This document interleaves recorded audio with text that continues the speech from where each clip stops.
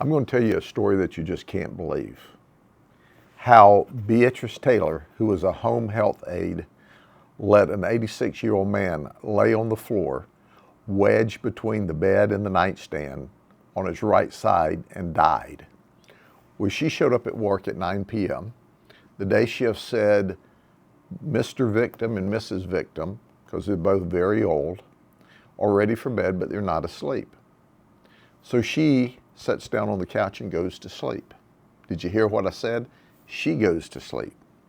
About 1 o'clock in the morning, she wakes up to a thump.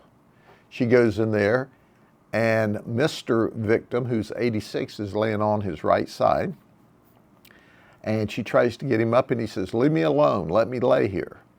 Well, he's wedged in, he can't get up. So she leaves him alone and goes back to sleep. At about 3:45, she wakes up again and calls her parents. Her parents say, "Well, dial 911." So she dialed 911, EMS arrives, and our 86-year-old victim is deceased. EMS hears her say, "Well, he's old. What difference does it make anyway?" We arrive and find out she didn't dial 911. She didn't notify her company, which was against the rules. She went to sleep, which was against the rules. And our medical investigation said that had he been appropriately moved, he would have been alive. She created that death. He laid there for 4 hours and 39 minutes, alive, wedged on his side, before he succumbed to positional asphyxiation.